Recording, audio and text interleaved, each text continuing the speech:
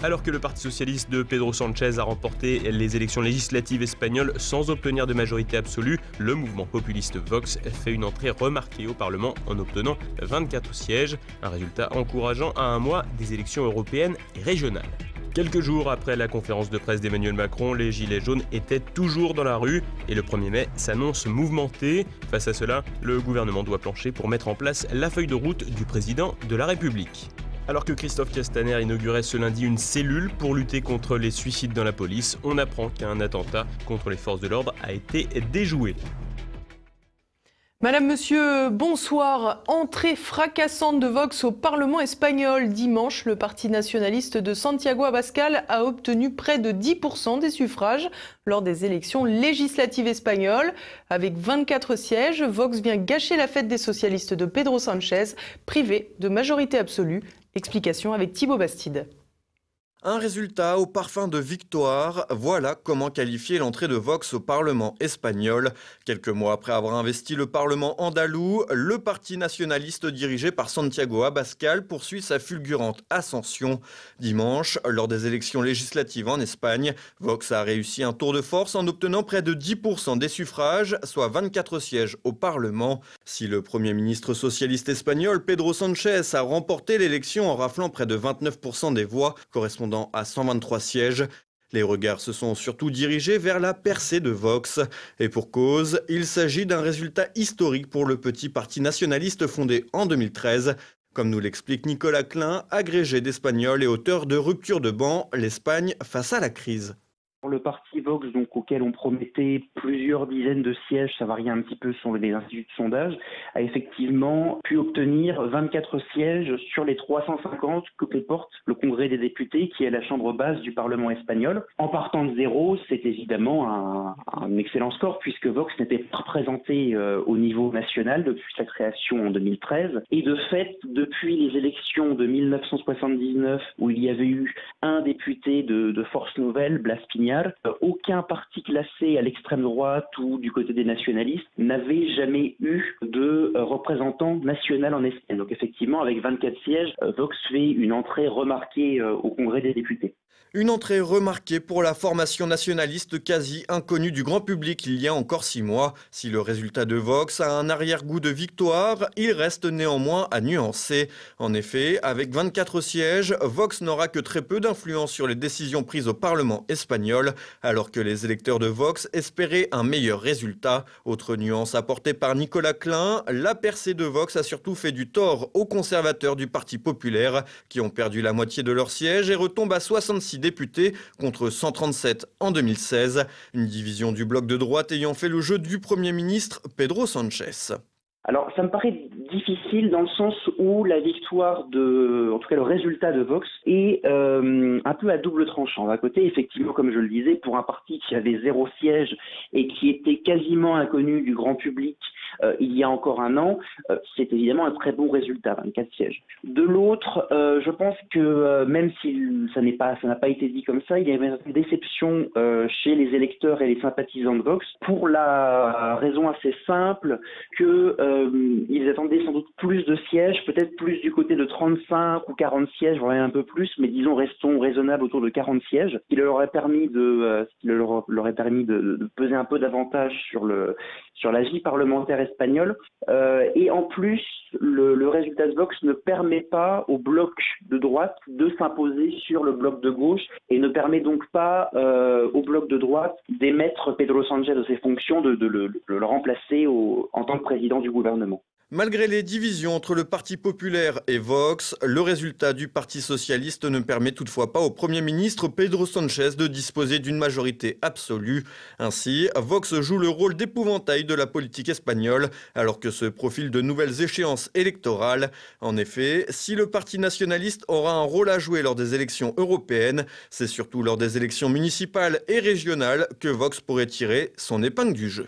mais il n'est pas improbable que Vox ait des élus, c'est même très certain. Ce qui va de toute façon le plus compter en Espagne à la fin du mois de mai, ce ne sont pas tellement les élections européennes, mais les élections régionales et municipales qui auront lieu en même temps. Et ce sont des élections où le score de Vox va avoir son importance parce qu'il permettra peut-être, dans un certain nombre de régions et de grandes municipalités, de redonner le pouvoir à la droite. Et là, je pense que évidemment le résultat européen sera scruté avec un certain intérêt, mais ce qui va compter le plus, ce sera l'échelon régional et local qui, en Espagne, a des pouvoirs bien plus conséquents qu'en France. Une mobilisation légèrement en baisse, mais des revendications toujours aussi fermes pour l'acte 24 des Gilets jaunes. Alors que le 1er mai s'annonce mouvementé, le gouvernement tente de se remettre en ordre de marche pour appliquer les annonces présidentielles. Olivier Frère-Jacques. 25 000 personnes dans les rues de France pour l'acte 24 des Gilets jaunes. C'est le nombre officiel retenu par les autorités. Des chiffres à prendre, comme toujours, avec des pincettes, mais qui témoignent d'un léger infléchissement de la mobilisation.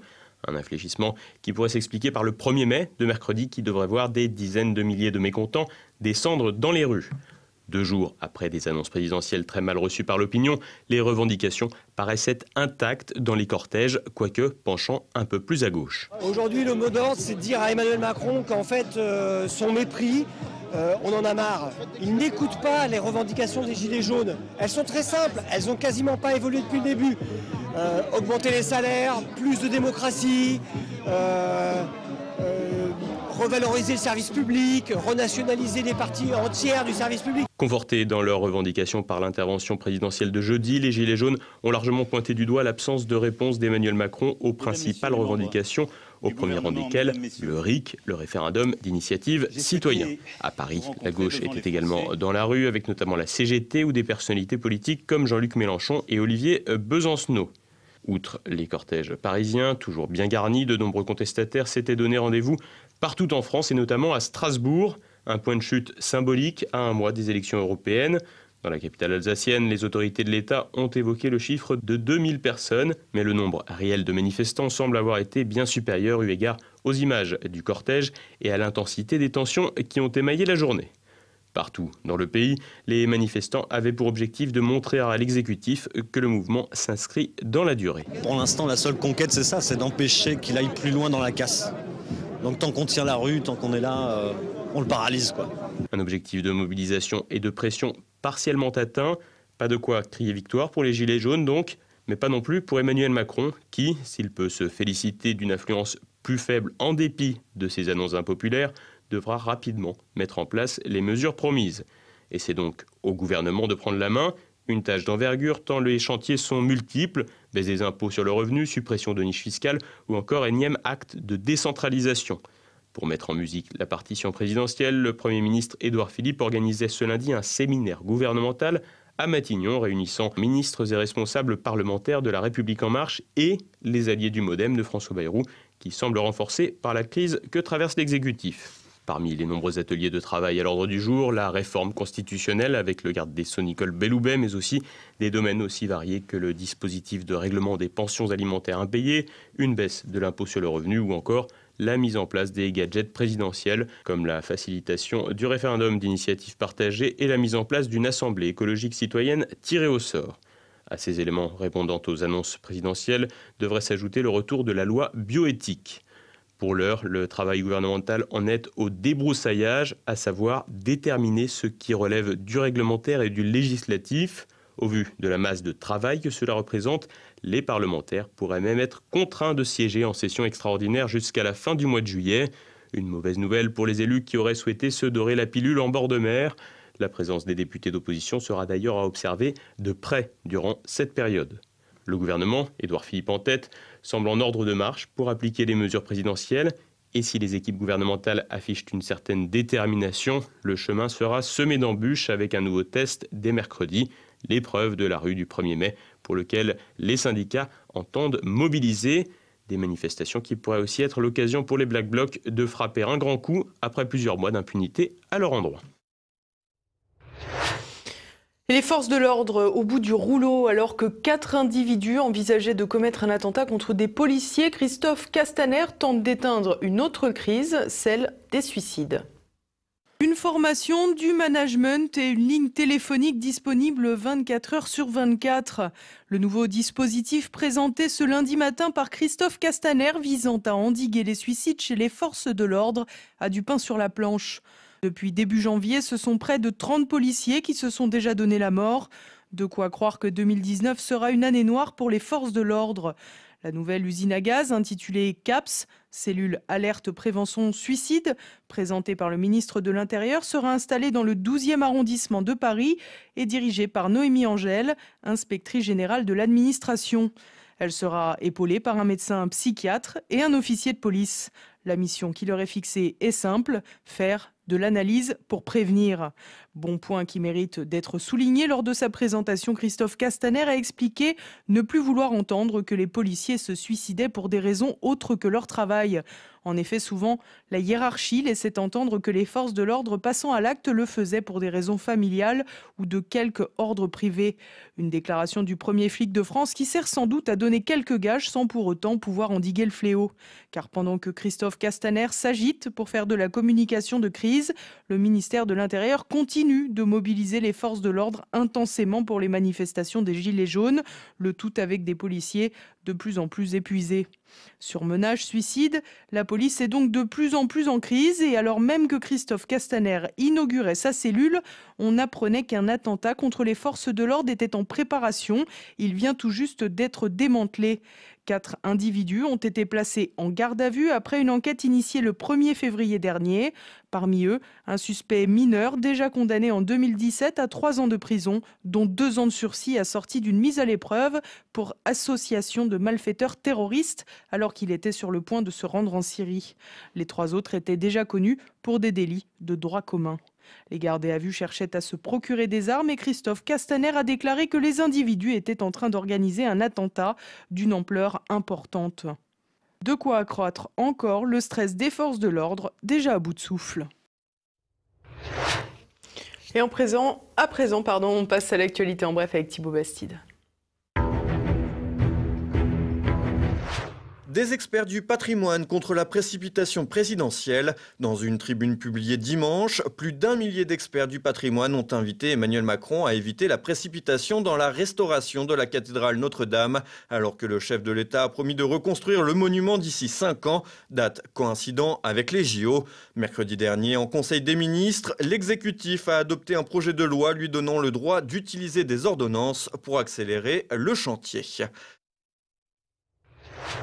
Après justice pour Adama, justice pour Zakaria. Samedi, plus de 300 personnes se sont réunies à Troyes pour une marche blanche en la mémoire de Zakaria Touré. L'individu est décédé d'une crise cardiaque le 19 février dernier alors qu'il était incarcéré depuis le début du mois de janvier à la maison d'arrêt de la ville. À l'image de ce qui est fait pour Adama Traoré, la famille de Zakaria Touré dit vouloir connaître les vraies raisons de la mort du détenu. Vous demandez encore une chose, c'est de ne pas oublier Zaki dans vos prières. Parce qu'au final, c'est tout ce qui compte. Pour que Zaki ait la paix, il faut faire beaucoup de dua, Inch'Allah. Qu'est-ce qui arrive à Zaki, ça peut arriver à n'importe qui. À partir du moment où on met un pied à l'hôpital, on doit pas ça devrait être interdit de se faire tasser par la police. C'est juste ça. Donc le combat, il continue. C'est que le début. Parce que la marche, elle va être longue. Ça risque pas de se terminer dès demain. Mais en tout cas, encore une dernière fois, justice, vérité, pour Zakaria. Merci beaucoup, merci.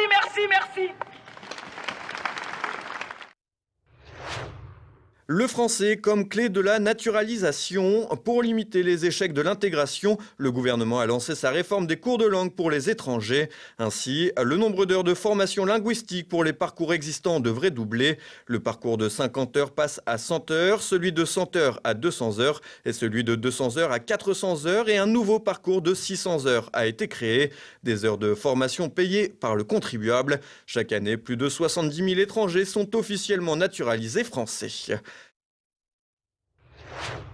Des classiques retirés d'une bibliothèque scolaire. À Barcelone, une école maternelle sous la supervision du gouvernement catalan a décidé de supprimer 200 livres de sa bibliothèque, soit 30% des ouvrages. Parmi les titres supprimés figurent des classiques comme Le Petit Chaperon Rouge et La Belle au Bois dormant. Selon l'association à l'origine de cette campagne, ces livres seraient toxiques pour les enfants car ils seraient sexistes.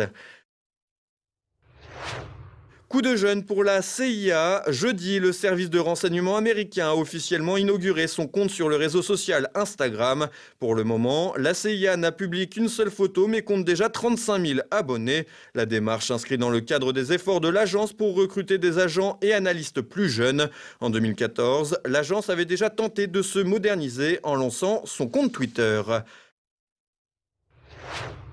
La technologie fait défaut aux diabétiques. Dimanche, l'application Freestyle LibreLink, qui permet à des patients diabétiques de mesurer leur taux de sucre, était inaccessible pour un certain nombre d'entre eux en raison d'une mise à jour de routine. De nombreux utilisateurs ont tenté de contacter le fabricant sans succès.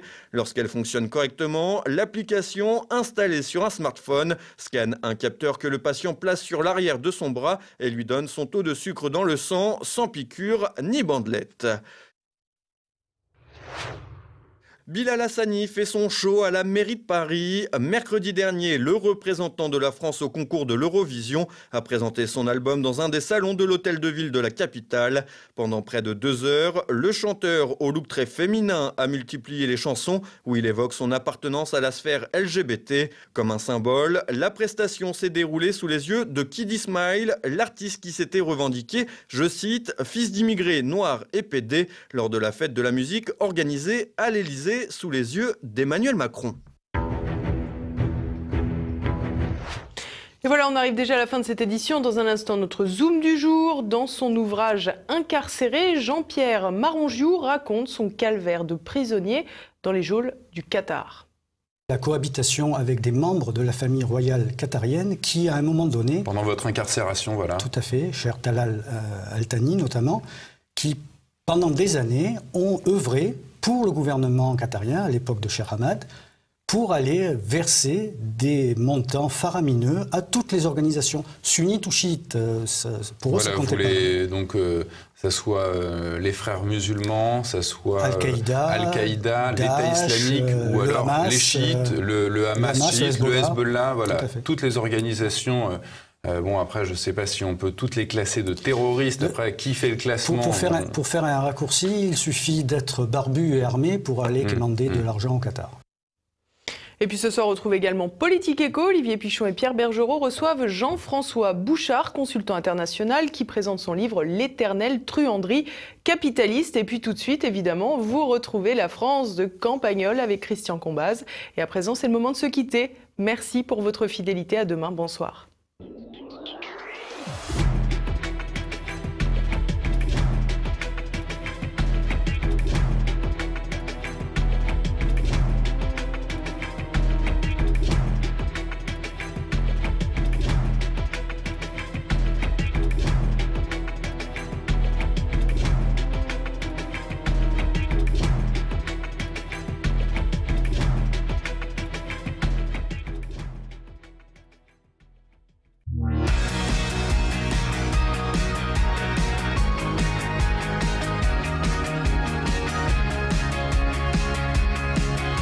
Il y a, figurez-vous, une station-service Elf qui n'a pas bougé depuis 1990 et qui, déjà, à l'époque, avait l'air démodée, c'est vous dire. Un jeune abonné de cette chronique, âgé de 20 ans, me demandait l'autre jour de parler de la vie sociale pendant ma jeunesse. Et ben en voilà un petit morceau. À 30 ans, j'étais déjà installé à Campagnol. On faisait le plein à cet endroit, même si c'était plus cher. Et quand on voulait remplir le réservoir de son vélomoteur ou de sa moto avec du mélange, on pompait à la main. Et quand on sortait l'avion à l'aérodrome, à l'aéroclub local, un tout petit avion à 2 places, sans radio, dont la queue traînait dans l'herbe avec une roulette du genre chariot de supermarché, eh bien, on faisait le plein en pompant aussi. Puis, on démarrait cet avion à la main, il fallait un type aux commandes et un type qui lançait l'hélice. À l'époque, parmi ceux qui avaient leur brevet de pilote, il y avait des menuisiers, des instituteurs, et ils volaient dans des avions ordinaires, c'est-à-dire pas prétentieux du tout. Mais justement, à cette époque, la France de Mitterrand est celle où, pour reprendre une expression très locale, les gens ne se sont plus sentis pisser.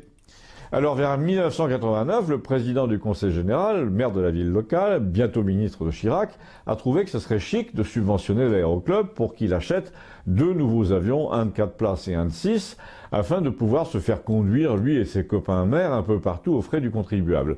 Et le résultat est que nous, c'est-à-dire les petits pilotes qui avions déjà un peu de mal à payer les 300 francs de l'heure que coûtait un avion modeste, eh bien nous avons été privés de cet avion de pauvre, le Jodel 115, qui a été revendu. Et pour la plupart, en quelques années, nous avons abandonné les uns après les autres le pilotage dont l'heure était passée à 700 francs, c'est-à-dire plus de 100 euros. Là, je vous parle donc du pilotage que pouvaient pratiquer les gens simples. Le garagiste, qui avait une quarantaine d'années et qui s'appelle Émile, car il est toujours vivant, était le trésorier de l'aéroclub et il pilotait là aussi. Il a démissionné quand le député a fait vendre le seul avion accessible au petit budget, là, et peu après, dans la vie de cet Émile, tout a dégringolé. Sa femme l'a quitté, peu après encore la station-service est devenue déficitaire, il a cessé toute activité de distributeur d'essence, mais il a tout maintenu en l'état. Et là, c'est vraiment un cas d'école, il y a encore les carnets à souche derrière la vitrine, les horloges Antar, les calendriers Michelin de 1989, il n'y touche plus, et plus personne n'entre dans la boutique. Alors il y a plusieurs mystères autour de ce musée de la distribution d'essence. Le premier, c'est pourquoi personne ne l'a obligé, cet Émile, surtout après la mort de son père, à enlever les cuves, les pompes et tout ça. Et dans le pays, on dit que c'était trop cher, mais on dit surtout qu'Émile en sait tellement sur les politiciens de l'endroit que personne n'a eu intérêt à le rendre furieux.